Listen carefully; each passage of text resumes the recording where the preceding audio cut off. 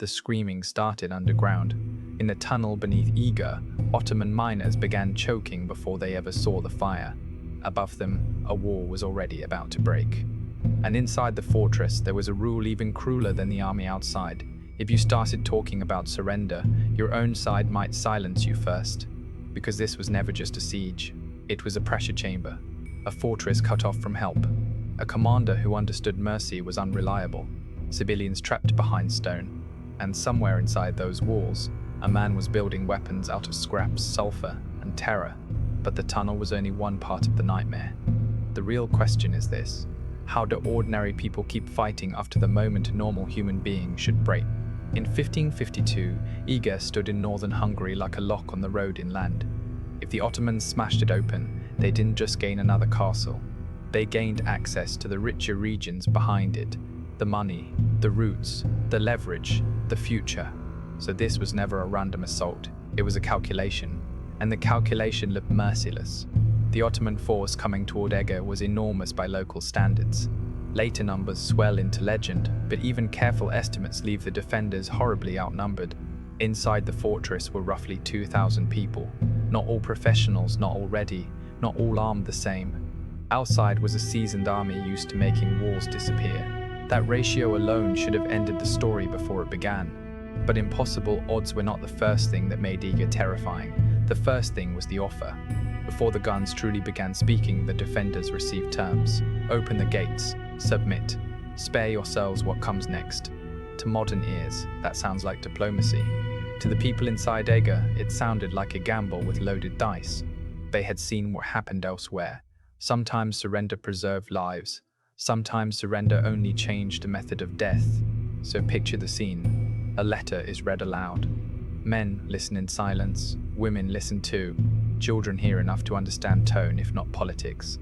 And at the center of that silence stands Istvan Dobo, the commander who now has to choose whether everyone behind these walls lives by Ottoman mercy or dies by resistance. What would you choose if both roads could kill you? Dobo made the most dangerous decision possible.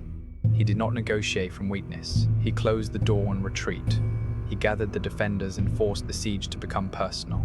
Not a matter of state, not dynasties, not maps. Personal. The oath mattered because it transformed fear into obligation. Once men swore, hesitation stopped being private. Doubt became treason. And in a trapped community, treason spreads faster than cannon smoke. So when Dobo rejected the offer, he wasn't only defying the Ottomans. He was sealing the fortress psychologically. No clean escape, no comfortable middle ground, no illusion that someone else would solve this. No relief army was riding over the hill. That may be the coldest truth in the entire story. Eger was not waiting to be saved. It had already been abandoned. That changes human behavior. People fight differently when they believe help is coming. They can spend hope. They can delay panic. They can imagine tomorrow. But when nobody is coming, the mind starts bargaining in uglier ways. It conserves. It suspects. It hardens. It asks, how long can I survive? Not how do we win? And then the bombardment began. The first weapon was noise. Stone shuddered. Timbers jumped. Dust fell from ceilings into food, into wounds, into open eyes. Day after day, artillery worked like a machine designed to erase confidence. You did not need to be killed by the cannon to be damaged by it. You only had to hear it long enough. The defenders rotated where they could. Repair teams rushed into shattered sections. Men carried rubble. Others dragged beams. The walls did not remain standing because they were strong. They remained standing because exhausted people kept stitching them back together between impacts. But Eger was bleeding from another wound, water. Thirst is a quiet enemy, which makes it worse for storytelling and worse for survival. There is no glorious clash in it, no heroic trumpet. Just dry mouths, rationing, arguments, weaker hands, slower judgment, infected bodies, and the knowledge that your enemy can wait while your own body collapses from within. Imagine defending a wall while already thinking about your next swallow. Imagine hearing a child ask for water you cannot spare. Imagine carrying water to a fighter and knowing 3 others needed more. That is when courage starts becoming arithmetic. And then the fortress nearly helped the Ottomans without meaning to. Fear turned inward. Not everyone inside Eger was a legend waiting to happen. Some panicked. Some tried to slip away. Some looked for terms. Some probably told themselves they were being realistic. In every trapped population, there comes a point where survival instincts attack solidarity. Doble understood that the first breach might not appear in stone. It might appear in trust, so discipline came down hard. Whether through execution, exemplary punishment, or the threat of it, the message was brutal and unmistakable. If the walls did not hold, the community might still be held together by fear. Here the story becomes more uncomfortable. Because we like our defenders noble and united, reality is meaner than that. Sometimes people become heroic because they are brave. Sometimes they become heroic because every alternative has been narrowed, shamed, or beaten out of them. Can both be true at once? Yes, and Eger forces you to sit with that. Then came the first full assault. Under bombardment, Ottoman infantry surged toward the weakest sectors. Ladders rose against stone. Men climbed into smoke and falling debris. The defenders met them not with elegant battlefield choreography, but with whatever still worked. Boiling liquids, rocks, sand heated until it burned exposed skin, hooks, blades, pikes, hands. And this is where the image people remember becomes unavoidable: women on the walls. But do not romanticize too quickly. They were not there because the moment was poetic. They were there because the fortress was running out of bodies. Women hauled materials because somebody had to. They carried water because somebody had to. They fed fires because somebody had to. And when the ladders reached too high and too many, they fought because there was no spare layer of society left behind them. That is what makes this part so powerful. Not inspiration, compression. The entire social order of the fortress had been crushed into one desperate task: keep them out. A blacksmith mattered. A mason mattered. A woman carrying pitch mattered. A priest carrying stones mattered. A wounded man who could still pass a bucket mattered. In a small garrison, every casualty changes the machinery of survival. Lose one fighter and the war weakens. Lose one water carrier and 3 others slow down. Lose one skilled repairer and the next artillery hit becomes deadlier than the last. The Ottomans could spend men. Eger could not. Then something almost worse than the assault happened. Silence, not total silence. The artillery still muttered, the fortress still groaned, but the immediate storm of infantry attacks paused. And when an army that large pauses instead of retreating, defenders do not relax. They imagine. What are they changing? What have they noticed? Where are they going next? That week of waiting turned the fortress into an engine of dread. People could feel that the next move would be smarter. The Ottomans had tested the walls. Now they were testing the minds behind them. And somewhere inside Eger, Gurgly Bornemissza was working. He is one of the reasons this siege became legend, not because he had a magic invention, because he understood panic. Bornemissza took ordinary things and made them behave in frightening ways.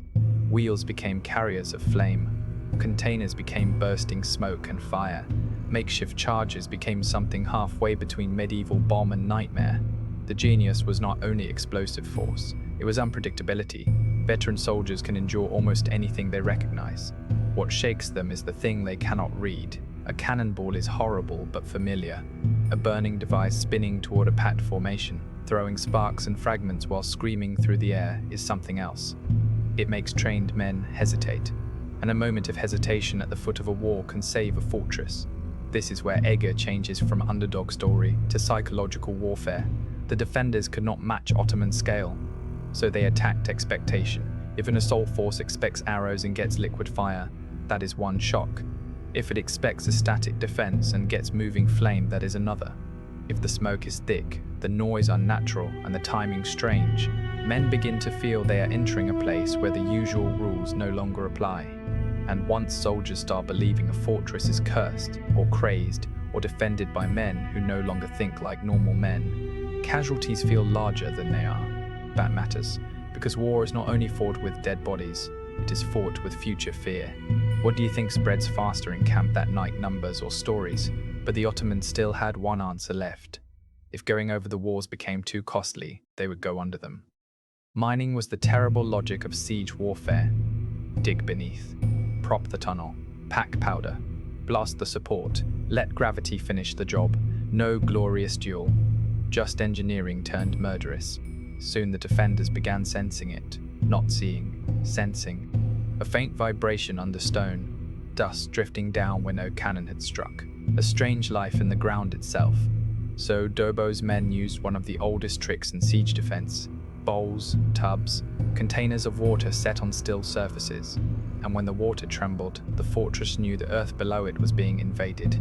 This may be the most terrifying phase of the entire siege, because walls at least give you sky, tunnels take even that away. Countermining meant digging downward into darkness, into cramped passages where the air thickened, the light failed, and every sound became intimate. Somewhere beyond a few feet of packed soil were enemy miners doing the same thing, listening for you, measuring you, trying to reach your wall before you reach them. Then imagine what happens when the barrier between those tunnels gives way. No room to swing properly. No room to run. No room to stand tall. Just dirt, smoke, sparks, and men trying to kill each other bent under the earth like trapped animals. Born Emissar adapted to that world too. His devices did not need elegance underground. They needed to suffocate resolve. In a confined tunnel, smoke is not atmosphere, it is a weapon. Flame is not spectacle, it is decision. Men confronted with sudden smoke in blackness do not calculate like officers. They claw backward like Luns with hands attached. Some Ottoman tunnels were disrupted, some miners retreated, some passages became unusable. But not all of them, and this is the point where the defenders' nightmare finally arrived on schedule. One mine succeeded. Part of the wall came down. Not enough to end the siege instantly, enough to invite disaster. A breach changes everything because it turns a defended perimeter into a single argument. Now the issue is no longer whether the enemy can enter. It is whether you can turn the hole itself into a killing zone before their numbers flood through. The Ottomans moved toward that chance fast. They had paid in blood for weeks. Now they could smell an opening. Inside Eger, there were no fresh reserves waiting in polished armor, no hidden elite unit, no restful second line. The people who had to hold that gap were the same starving, thirsty, smoke-burned defenders who had already been stretched to the limit. This is where legends often lie. They tell you people became stronger. No, they were weaker than ever, and still they stood. How? MC16, because the breach simplified the entire world. In that moment, philosophy vanished. Behind the defenders were the wounded, the families, the old, the young, the stalls, the chapel, the last water, the last space not yet owned by the enemy. Retreat was no longer tactical. Retreat became exposure. So Dobo positioned himself at the crisis point. That matters psychologically. Men do not only fight for causes, they fight for examples close enough to see. A commander at the rear gives orders. A commander at the breach lends his body as evidence that the line is still real. And then the fighting became animal close. Steel, splinters, broken poles, hands on stone slick with dirt and blood, smoke swallowing faces. Men dragged down and replaced before the body had cooled. This was the moment the whole siege had been moving toward. Everything Born Emissar built, everything the civilians carried, everything the walls had absorbed, everything thirst had weakened, everything fear had compressed. It all collapsed into one narrow zone. Devices of fire and fragmentation were thrown into packed attackers. Improvised explosives burst where numbers were densest. Flaming wheels and incendiaries turned the breach into confusion instead of momentum. The Ottomans pushed. The defenders shoved them back. The ground changed ownership in feet, not yards. For hours, Eger existed as a hole full of smoke. And then the smallest event changed the largest outcome: hesitation. Not among all the attackers at once. That is not how morale breaks. It begins at the front edge. One man checks his step. Another reads that check. A third sees smoke he does not understand. Somebody hears a scream from a tunnel earlier that day. Somebody else has already climbed 2 ladders this week and watched both fail. Another knows winter is coming. Another smells burned flesh and remembers the last improvised bomb. Soon the assault is not only a physical act, it is an argument inside each man's head. How many more times will this one work? What exactly is waiting in that smoke? That is how momentum dies. Not in speeches, in doubt. By mid-October, Eger was nearly finished anyway. That is important. The fortress did not repel the Ottomans because it was secretly thriving. It was collapsing. Supplies were low. Bodies were failing. Wounds were untreated or badly treated. The walls were scar tissue. The defenders were surviving minute to minute. If the Ottomans had been facing a fortress that looked strong, retreat would be easier to explain. But they were not. They were facing a fortress that looked half dead and still would not yield. That is psychologically infuriating, because it tells the attacker something he hates hearing. Even broken, this enemy is still expensive. Outside the walls, the equation was changing too. Long sieges punish armies differently than fortresses, but they still punish. Camp sickness, accumulated losses, shattered expectations, stretched supply lines, cold weather approaching, rising cost for uncertain gain, all of it weighs on command. A fortress that should have fallen quickly had instead become a grinder. Every one more push now came with memory attached to it. One more push like the ladders, one more push like the tunnels, one more push like the breach. How many last assaults does a commander get before his own authority begins to bleed? And winter was coming. That matters more than pride, because cold does not care who commands the army. Then, after 39 days, the impossible happened. The Ottoman army withdrew, not in cinematic panic, not in one final apocalyptic burst. They began pulling away. Tents came down. Movement spread through camp. Artillery trains prepared to leave. The lines that had wrapped Eger in dread for weeks began to loosen. Inside the fortress, the survivors watched. And one of the most powerful details in this story is that many accounts do not describe wild celebration. Why would they? Look at what victory meant there. Burned sections, empty places where people had been, bodies, exhaustion deeper than joy. The feeling was not triumph in the clean, heroic sense. It was disbelief with bruises. They had not won a perfect victory. They had endured until the other side stopped believing the fortress was worth its price. That distinction matters. History loves neat endings. Humans rarely get them. Eger stayed in Hungarian hands for decades after 1552, but even that does not allow a comforting fairy tale. In 1596, the fortress eventually fell. The walls that once held did not become immortal. The miracle did not permanently suspend history, and Dobo himself, the man who became synonymous with defense, was later imprisoned under suspicion despite what he had preserved. That bitter aftertaste is part of why this story survives. The state benefits from sacrifice more consistently than it rewards it. Source Bornemisser's fate is haunting in a different way. His name remains, his full workshop does not. What survives from Eger is not the complete blueprint of everything he made. What survives is the effect. Confusion, delay, fear, improvisation made decisive, and the women on the walls. Most of their names vanished into the smoke of the story itself. That is how history often works. The symbol survives, the faces don't. So when people reduce Eger to a number 2000 against an empire, they tell the least interesting part first. The real story is what pressure does to people. It can reveal courage. It can reveal cruelty. It can create solidarity. It can enforce solidarity through fear. It can turn civilians into fighters, craftsmen into weapons makers, commanders into jailers of morale, and a fortress into a laboratory of survival. That is why Eger still grips the imagination, not because it is simple, because it isn't.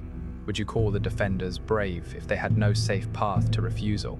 Would you call Dobo noble if discipline had to become terrifying to work? Would you call the Ottomans weak for retreating from a place that was already dying? The answers are uncomfortable, good. History should sometimes be, and that may be the final reason Eger matters now. Modern people love the language of resilience. We celebrate grit, sacrifice, standing firm. But Eger reminds us that resilience often arrives tangled with coercion, exhaustion, trauma, and abandonment. Heroism is not always clean. Sometimes it is what remains when every cleaner option has already failed. A trapped community.